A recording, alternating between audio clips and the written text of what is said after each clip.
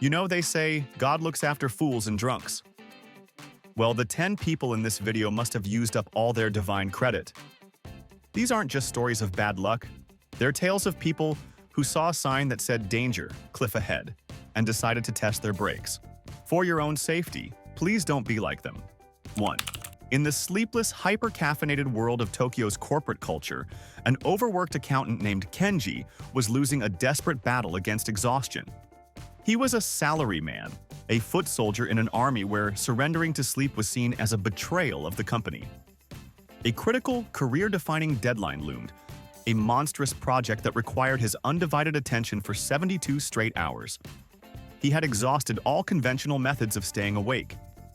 The endless river of coffee had turned his stomach into a churning pit of acid, and the high-sugar energy drinks only provided brief, jittery bursts of anxiety, followed by even deeper crashes.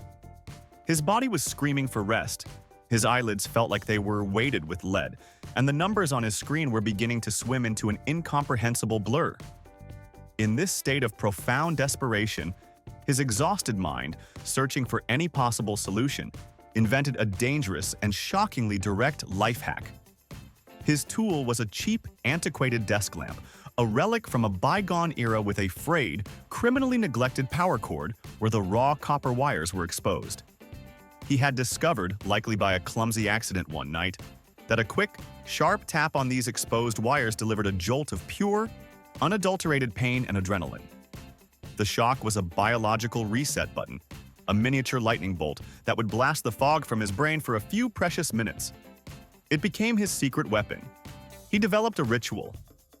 Every time the sweet siren song of sleep began to lure him away, he would deliberately reach out and tap the wire. The sharp electric sting was a brutal but effective stimulus. He saw it not as self-harm, but as an act of extreme dedication, a testament to his corporate warrior spirit. He was biohacking his own fatigue with raw voltage. One night, deep into the final, critical hours of the project, his body staged its final rebellion. It wasn't a slow drift into sleep. It was a total system shutdown. His brain, pushed far beyond its limits, simply gave up. His head nodded forward, his body slumping in his chair in a state of complete, puppet-like exhaustion. His hand, which had been resting near his makeshift defibrillator, fell limply forward, landing directly on the exposed live wires. This was not the quick, controlled tap of his ritual. This was full, continuous, uninterrupted contact with a 100-volt household current. The jolt that he had used to keep his heart racing now locked it in a state of fibrillation. His clever, painful trick for cheating sleep had become the very mechanism of his permanent rest. He had invented a system to keep himself from passing out, but he had failed to design a failsafe for when he inevitably did. A fatal oversight that turned his desk into a tragic, electrified altar to the god of corporate deadlines. 2. The sun-drenched, chaotic streets of New Orleans' French Quarter are a living theater, a stage for a cast of colorful, eccentric characters. Among them, none were more dedicated to their craft than a street performer known as Silas the Silver Sentinel. Silas was a living statue, a master of stillness and illusion. His chosen persona was that of a flawless, chrome-plated android, and he achieved this look by meticulously coating his entire body, from the soles of his feet to the crown of his head, in a thick, shimmering layer of industrial silver spray paint. He was a true artist, but also a dangerous perfectionist. To him, the illusion was everything. Any blemish, any patch of unpainted skin was a crack in the fourth wall, a betrayal of his art. This obsession with absolute perfection led him to a fatal artistic decision.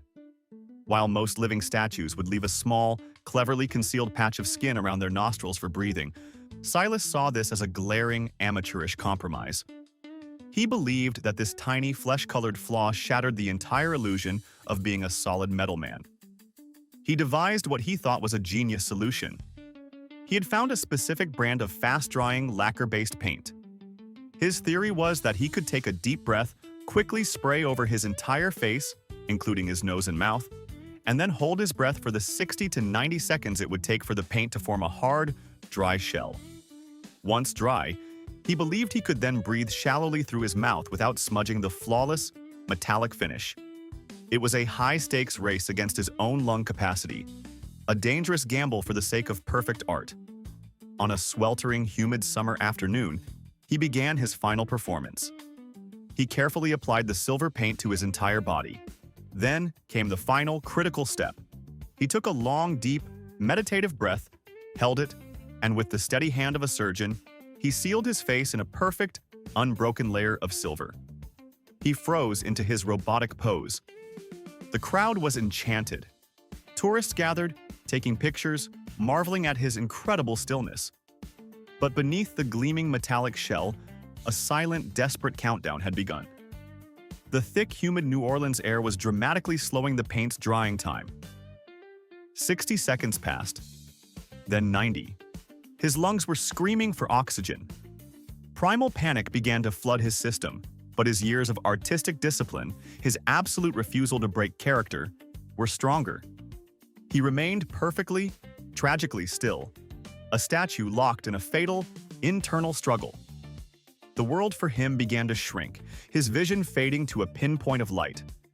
He slowly suffocated, a prisoner inside his own flawless creation, dying to the sound of applause from an audience that had no idea the performance they were witnessing was horrifyingly real. 3. The vast, sun-scorched expanse of the Arizona desert is a landscape that operates on a simple, brutal set of rules. And rule number 1 is, stay hydrated. For a man named Frank, this rule was something he understood in theory, but tragically failed to apply in practice. Frank's old, unreliable sedan had finally given up, its engine dying with a pathetic cough on a remote, shimmering stretch of desert highway. He was miles from anywhere, with no cell service and an unforgiving sun beating down from a cloudless sky. He was, by any definition, stranded in an emergency situation. However, Frank was, in his own mind, a prepared man. He was a prepper, a survivalist who prided himself on his foresight. In the trunk of his car, nestled next to a dusty spare tire, was his emergency kit.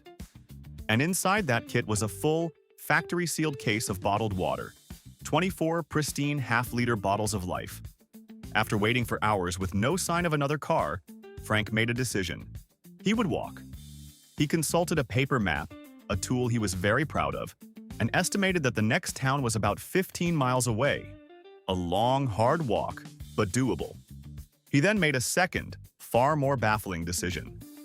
He looked at the case of water in his trunk, the very resource that could save his life, and decided to leave it there. His reasoning was a strange and twisted piece of survivalist logic. This situation, a simple car breakdown, did not yet qualify as a true emergency in his meticulously categorized mental flowchart of disasters. The water in his trunk was his strategic reserve, his bug-out supply, reserved only for a level 3 catastrophe, like a zombie apocalypse or a complete societal collapse. This was merely a level 1 inconvenience. To use his prime resources now would be a sign of weakness, a failure of discipline. So, with an almost empty plastic bottle he had in the car, he set off. The desert was a furnace. The heat was relentless. The small amount of water he had was gone in the first hour. The initial stages of dehydration set in. A parched throat, a pounding headache. He pushed on, his survivalist pride refusing to let him turn back. As the hours passed, his situation escalated from a level 1 inconvenience to a level 3 catastrophe of his own making. His mind grew foggy, his steps became unsteady, and his body began to shut down. He was dying of thirst, with over 3 gallons of perfectly good water sitting just a few miles behind him. Rescuers eventually found his car, and then, a few hundred yards from it, they found Frank. He had collapsed and succumbed to the heat, a victim of his own rigid, fatal prudence. The unopened case of water in his trunk was a silent, liquid monument to a man who had died waiting for an emergency while he was in the middle of one. 4. In a small, sun-baked village in rural India, a man named Rajan was consumed by a singular, powerful ambition. He didn't crave wealth through hard work or respect through quiet dignity. He craved legendary status, a fame so profound it would elevate him from a simple villager to a revered mystic. His chosen path to this grand destiny was as bizarre as it was dangerous. Rajan had loudly and repeatedly declared to anyone who would listen that he possessed a unique and potent psychic ability. He could hypnotize crocodiles. He saw himself as a modern-day messiah of the animal kingdom, a man who could communicate with and control nature's most ancient predators through sheer force of will. The muddy, slow-moving river that flowed past his village was teeming with formidable mugger crocodiles, prehistoric reptiles that the other villagers treated with a deep ancestral respect born of caution. To Rajan, however, these powerful creatures were not a threat. They were his props, the key to unlocking his glorious future. After weeks of building up the hype, making grand pronouncements in the village square, and practicing his hypnotic gaze on stray dogs, the day of his great spectacle arrived. He led a small but curious crowd to the riverbank, promising a demonstration that would change their perception of reality. He scanned the river and selected his subject, a massive 12-foot specimen basking motionlessly on a muddy slope, its body a perfect study in latent power. To the untrained eye, it was a sleeping log. To Rajan, it was his dance partner. Dressed in a flowing white robe to enhance his mystical aura, Rajan waded with theatrical slowness into the murky, waist-deep water. He began his ritual. He stared intently into the crocodile's cold, reptilian eyes, attempting to lock onto its consciousness. He waved his hands in what he believed were ancient hypnotic patterns. He began to chant a low, monotonous mantra, his voice echoing slightly over the still water. The crocodile, a creature whose brain is a masterpiece of evolutionary efficiency designed for two things, survival and procreation, was, to put it mildly, completely unreceptive to his psychic overtures. It did not feel a mystical connection. It felt the vibrations of a medium-sized mammal stepping into its hunting ground. For a few long moments, the crocodile remained utterly still, its ancient brain processing this strange, unprecedented offering. Rajan, in a fatal act of confirmation bias, interpreted this stillness as a sign that his powerful hypnosis was taking hold. He was succeeding. He grew bolder, taking another step closer, his chanting becoming more forceful. The crowd on the bank watched, a mixture of awe and terror on their faces. And then, with a speed that seemed to defy the laws of physics, the crocodile decided the show was over. In a single, explosive movement, it launched itself from the bank, its powerful tail propelling it through the water like a biological torpedo. Rajan's hypnotic trance was instantly shattered by the terrifying, fast-approaching reality of a ton of apex predator. He had spent his entire performance trying to get inside the crocodile's mind. But in the end, the only thing that was about to go inside was him, into its stomach.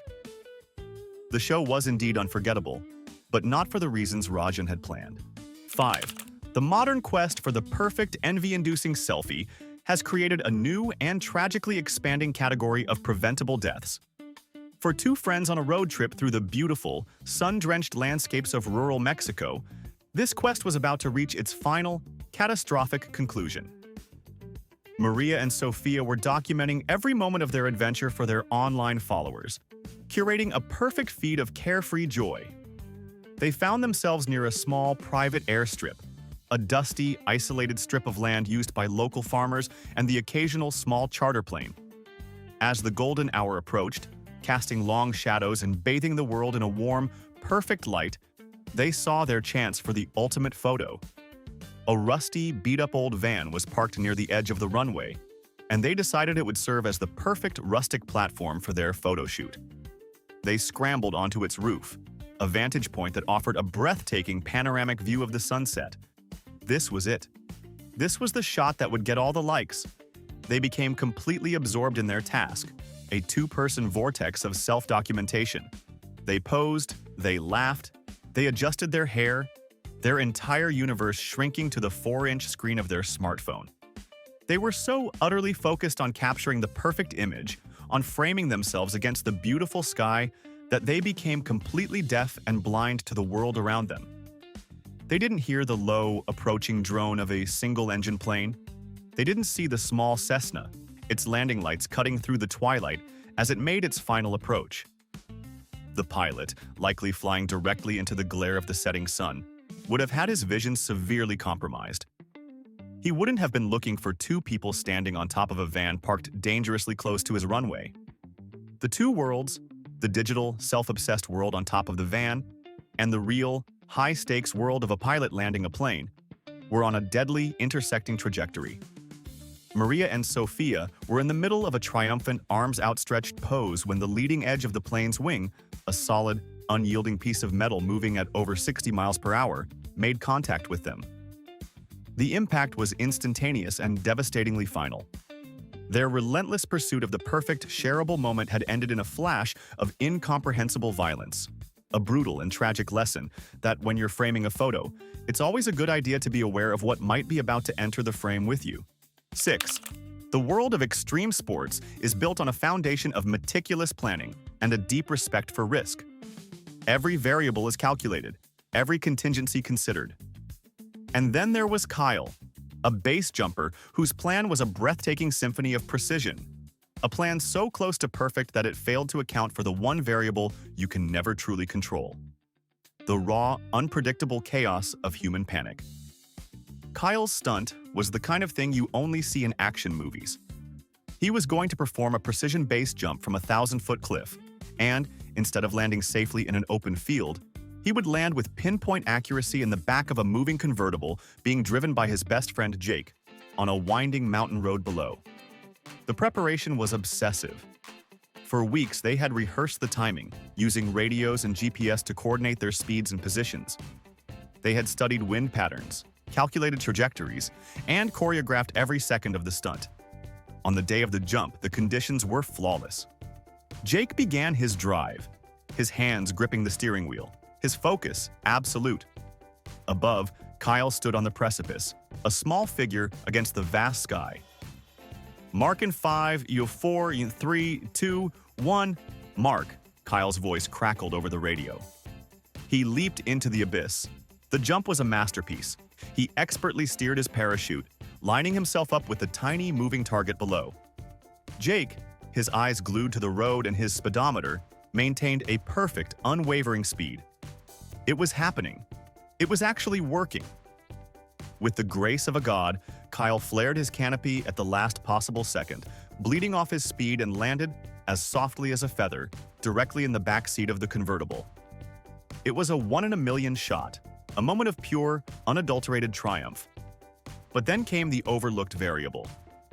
Jake, the driver, had been so hyper-focused on his part of the mission, maintaining speed, hitting his marks, that he had mentally prepared for the idea of Kyle landing in the car, but not for the sudden, primal, adrenal shock of a human being literally falling out of the sky and thumping down right behind his head. The unexpected impact, the sudden appearance of a person in his rearview mirror where there was only empty space before, triggered a pure, reptilian-brained panic response. He screamed a high-pitched, involuntary scream and instinctively yanked the steering wheel. The car, which had been a model of stability moments before, swerved violently. The tires shrieked as Jake, now in a full-blown panic, overcorrected. The car fishtailed, and for a terrifying second, it seemed he might regain control. But it was too late. The convertible shot over the edge of the narrow mountain road, which had no guardrail, and began to tumble down the steep, rocky embankment in a chaotic, crushing series of barrel rolls. Their perfectly executed stunt, a testament to months of planning, was completely undone in a single, reflexive second of human error. They had planned for the physics of the fall, but they had tragically forgotten to plan for the psychology of the driver. 7. In the quiet, unassuming suburbs of Canada, where the biggest drama is usually a neighbor's overgrown lawn, a man named Dave was preparing to make history, at least in his own mind. Dave was a classic garage inventor, a man who saw the world not for what it was, but for what it could be with enough plywood, duct tape, and misguided ambition. His magnum opus, the project that consumed his weekends and haunted his dreams, was a personal hovercraft. He had spent months meticulously constructing it, using plans he'd cobbled together from old science magazines and dubious internet forums. The craft's heart was a deafeningly loud, two-stroke leaf blower engine he'd borrowed from his landscaping business, mounted on a circular plywood platform and skirted with a large tractor inner tube. On a bright, cloudless Saturday, the day of the maiden voyage, A small crowd of curious neighbors gathered at a safe distance. Dave, wearing a motorcycle helmet and a grin of pure, unshakable confidence, wheeled his creation onto the lawn. His plan was a modest one: a simple, controlled hover a few feet off the ground, a triumphant lap around his prize-winning rose bushes, and a gentle, heroic landing. He yanked the starter cord. The engine roared to life with the sound of 1,000 angry hornets, and the platform began to shudder. Then, miraculously, it lifted. It was working. For a glorious few seconds, he hovered a foot off the ground, a veritable god of suburban aviation. Emboldened by this success, he decided to push the envelope. He twisted the throttle, giving the engine more gas. This was his critical error. The craft, which had been barely stable, responded to the surge of power by shooting 10, then 20 feet into the air. But the increased thrust amplified a catastrophic design flaw: a complete and utter lack of steering or stabilization. The hovercraft began to buck and tilt violently, no longer a vehicle but a plywood pogo stick of death. Dave, now a white-knuckled passenger on his own runaway invention, could only hold on as the craft careened sideways directly towards his in-ground swimming pool. It hit the water with the impact of a small car, the force of the crash knocking Dave unconscious and throwing him from the platform. He sank like a stone to the bottom of the deep end. But his ordeal was not over. The hovercraft, its engine still screaming at full throttle, landed in the water on top of him. The powerful downdraft of air that had so briefly given him the gift of flight now became a relentless, powerful jet, pinning his unconscious body and the heavy, waterlogged machine firmly to the bottom of the pool. His dream of personal flight had lasted less than a minute, a short, chaotic journey that ended in a silent, chlorinated grave, a tragic testament to the fine line between garage genius and a fatal design flaw. 8. The pufferfish, or fugu, holds a legendary status in the culinary world. It's a delicacy revered for its unique flavor and the thrilling, tingling numbness it can leave on the lips, a sensation caused by a neurotoxin so potent that a single, microscopic error in its preparation can be fatal. In Japan, becoming a licensed fugu chef requires years of intense, state-mandated training. For a woman in China named Wei, however, this entire ancient tradition was a complete and utter scam, a conspiracy by the culinary elite to hoard their secrets. After watching a single 15-minute YouTube tutorial titled "Prepare Fugu in 5 Easy Steps," she declared herself a master. She was convinced that the years of training were just a formality, a way to justify exorbitant prices.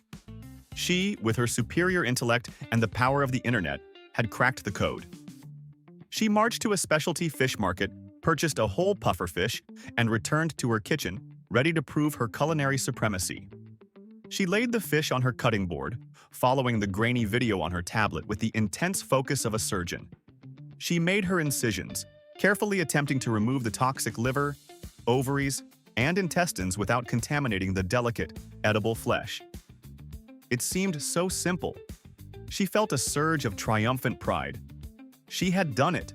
She had outsmarted an entire generation of so-called masters. To prove her undeniable success, she announced to her nervous family that she would be the first to sample her creation. She sliced the fish into perfect, paper-thin sashimi, arranged it beautifully on a platter, and with a theatrical flourish, she picked up a piece with her chopsticks. A few moments after savoring the delicate flavor, she felt it. A faint, pleasant tingling on her lips. In the world of fugu, this sensation, when expertly controlled, is the hallmark of a master. Wei, in her boundless arrogance, interpreted this as the ultimate validation. She had not only succeeded, she had excelled. What she was actually experiencing, however, was not a culinary thrill. It was the first ominous whisper of a full-blown, lethal dose of tetrodotoxin. The tingling wasn't a feature, it was a fatal bug. The master in the YouTube video had either been incredibly lucky or had left out a few rather critical details.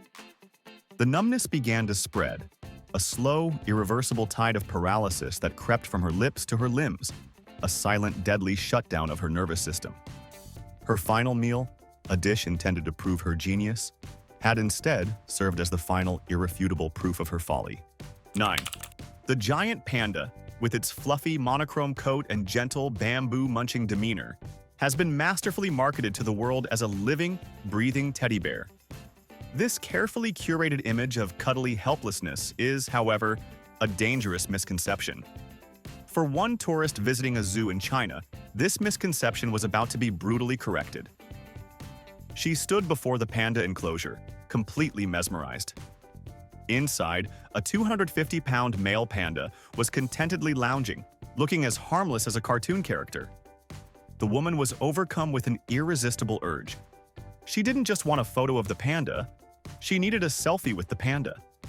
The enclosure was protected by a series of imposing barriers: a low public fence, a deep, dry moat, and a final, taller, electrified fence, all designed by experts to prevent exactly what she was about to do. To her, these were not warnings, they were merely challenges. Convinced that the panda would welcome her with a gentle, fluffy embrace, she began her mission. She deftly climbed the first fence, navigated the moat, and with a shocking disregard for the tingling sensation of the final, electrified barrier, she scrambled into the enclosure. She was in. She had breached the perimeter and was now an uninvited guest in the personal territory of a large, powerful animal. She approached the panda, which had now stopped eating and was watching her with an expression of pure, unadulterated annoyance. She got out her phone, turned her back to the bear, a universal sign of vulnerability that predators understand very well, and began to frame the perfect selfie. This was the final straw. The panda, a solitary animal with powerful territorial instincts, was not in the mood for a photo shoot. It reacted not with the cuddly curiosity she had fantasized about, but with the swift defensive aggression of a wild animal whose space has been invaded. It lunged, not necessarily with the intent to kill, but with the clear intent to neutralize a perceived threat. It seized her leg in its powerful jaws, the same jaws capable of crushing thick bamboo stalks, and began to drag her. Her dream of a heartwarming, interspecies bonding moment had instantly transformed into a terrifying real-life mauling. Zoo staff rushed in, using loud noises and long poles to distract the agitated animal and rescue the woman. She was seriously injured, but she survived, a living testament to the vast, dangerous gap between an animal's online persona and its real-life nature, and a permanent, tooth-marked reminder that some creatures are best loved from behind several, very high, electrified fences. 10. In a gritty, industrial town in Ukraine, amidst the backdrop of rusting factories and endless train tracks, a man named Victor was about to perform a stunt so audacious, so monumentally stupid, it was destined to become a local legend. After a long afternoon of drinking with his friends, a dangerous game of one-upmanship began. Victor, fueled by cheap vodka and a reckless sense of invincibility, made a grand declaration. He claimed he could lie down between the rails of the main freight line and let a train pass right over him, a feat of pure, unadulterated nerve. His friends, equally intoxicated, did not try to stop him. They roared with encouragement. As the deep, earth-shaking rumble of an approaching freight train grew louder, Victor, with a triumphant grin, laid himself flat on his back between the cold steel rails. The train, a colossal, mile-long serpent of metal, thundered closer, its horn blasting a deafening warning that went completely unheeded. The massive locomotive passed over him, a roaring, vibrating hurricane of wind and steel just inches from his face. For what felt like an eternity, dozens and dozens of freight cars rattled and screeched overhead. Then silence. The last car passed. Miraculously, Victor was completely unharmed. He had done it. He had played chicken with a freight train and won. He sat up, then leaped to his feet, overcome with a surge of pure, godlike adrenaline. He was invincible. He raised his arms in a gesture of ultimate victory, turning to his cheering, disbelieving friends to take a bow. He was so completely consumed by the euphoric aftershock of his stunt, his ears still ringing from the deafening noise of the train he had just conquered, that he was completely oblivious to the second, fainter sound that was rapidly approaching from the opposite direction. He didn't see the bright, singular headlight of the express passenger train hurtling down the adjacent track. He had survived the one-in-a-million gamble, only to be taken out by a completely mundane, everyday event he never even saw coming. His moment of triumphant celebration, his victory lap on the stage of his own stupidity, lasted less than 5 seconds. He had stood up from his miracle, directly into the path of a simple, everyday reality, a final, brutal lesson that even if you manage to dodge the bullet, it's probably not a good idea to celebrate in the middle of a firefight. All right, everybody has that one friend or relative who is a walking, talking Darwin Award nominee, the one you have to watch constantly at parties. Without using names, tell me the absolute dumbest, most dangerous thing you've ever seen that person do. If you're thankful you're not the main character in their stories, hit like and subscribe for more.